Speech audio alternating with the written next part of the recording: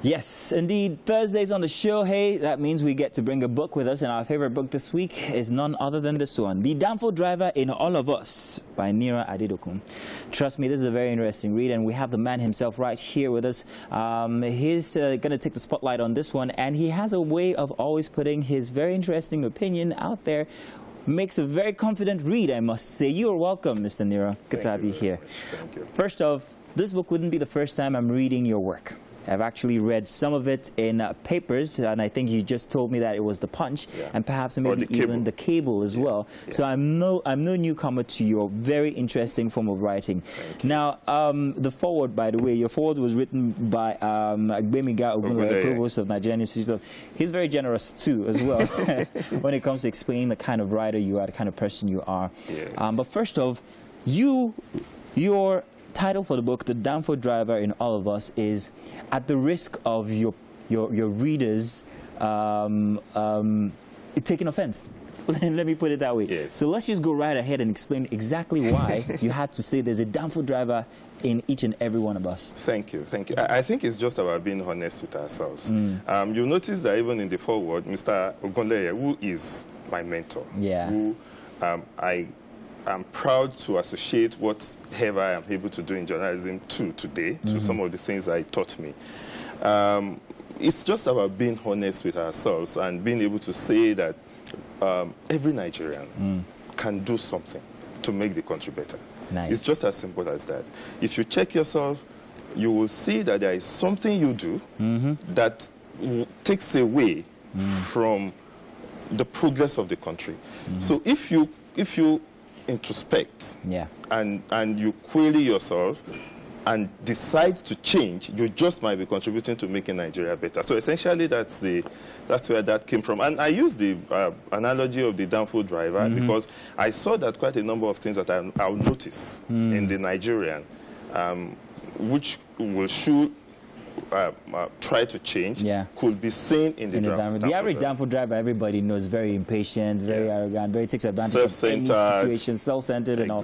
So I understand. I see that a bit in myself as well. I'll admit that. Now, these are a collection of essays from 2014 to 2018, or 19, if I'm not mistaken. 2013, so it makes for a very easy read. You can actually just pick one from the title or the list of subjects there and go to and read and feel very comfortable because there's a start and an end. However, you touch on very political topics in places. You also touch on entertainment. You touch on everything. You talked about Tiwa Savage. You talked about the church, which we're coming to in a bit. So my question is this a sense of advocacy for an individual or try and make a movement as a collective for people? What is the purpose of putting together all of these? Well, the Punch, which I'm also grateful for, give me a platform to be able to express myself. So every week in, week out, I just look at topical issues, and whatever appeals to my fancy is what I treat for that week. Now, there is a unifying force in everything that I write, which is just that Nigeria can be better, and the citizen, should realize that he has a place, in the development of the country. So whether I'm writing about religion, whether I'm writing about politics, whether I'm writing about health or whatever, I always try to come to that point of making every Nigerian see that there is something you can do better to, for the country. So I like that you always give a suggestion at the end of every topic, which is very interesting. You also, in I think part 2 or part 3 of the book, talked about militants. And it's titled "We Kill Militants, but in Vain." You also talked about a paper put forward by a multinational, I think General Electric. Now, the paper sort of alluded to the fact that unemployment and poverty is responsible for our burgeoning population in Nigeria. And then you suggested that we get the younger ones more engaged so that we would actually lower the poverty rate and have more money to take care of education. And now, if we were to do this as a nation, in your opinion, when would we start finding change or seeing or observing the change that we want? Because to me, it looks like it's a long way off, if you ask me. But the change could actually be immediate, because I think that the sense that people have that nothing is happening is a reason itself for despair. But if you see that something is happening, and you really can point positively, you know, to these things happening, I think people will have a sense that things will be better in future. The fact that you really don't see anything happening makes it look so bleak. Despondency. And so much despondency, and so people are prepared to just continue being the Danfo driver. Exactly, you know. So the ultimate effect will not be immediate. It will take some time, you know, before we begin to see. But a sense of change will give me a better conditioning of myself. Exactly. So your mind is better conditioned, and you are relaxed, and you have hope. But the fact that people don't have hope now is the reason you see a lot of these things. And it's interesting because, like in what I wrote last week, I was asking myself, how are we, you know, ordinary citizens, able to see these things, and those who govern us cannot see?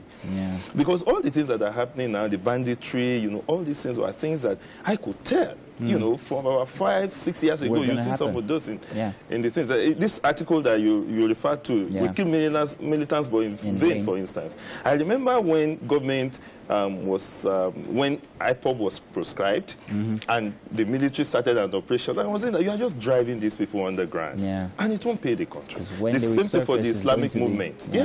You know, so basically that's just. So do you agree with that paper by General Electric? Do you think poverty is the reason why our population is burgeoning? I think so.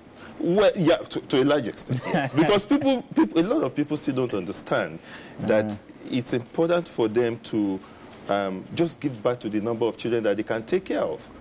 You know, so poverty and ignorance, I will say, are a combination, but they work hand in hand most of the time. You know? I wanted to touch on so many topics. Of course, there's so many articles in here that we can't possibly, I mean, 10 minutes is not enough for us to talk about, but there was something about spirituality. One of your articles was the church, tithe, and the rest of us.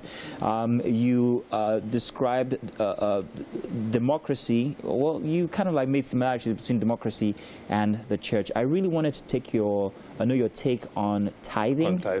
But if I ask you real quick, can you tell us in 30 seconds, what's your take on tithing? I think it's a personal thing. I tithe. I believe in it. It works for me. And I think it's personal. So the point is that if someone believes in it, leave him to do it. It's not your money. It's his money. Okay. If you don't believe in it, I won't fight you. It's your own belief, and you are entitled to it. So that's where the issue of democracy comes in when you talk about the issue of okay. Well, thank you for keeping it 30 seconds, because we are out of time. But Nero, fantastic book here. Thank you. I suggest that if you have the time this weekend, you pick this up and you read. You can find it online as well, I bet.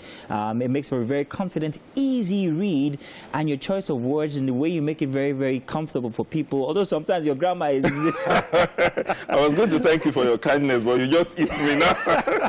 Thank you. Good. Thank you very much, Nero. We're glad to have you here, and we're looking forward to more of your articles. We'll find them, we'll search them out, don't you worry. Thank you.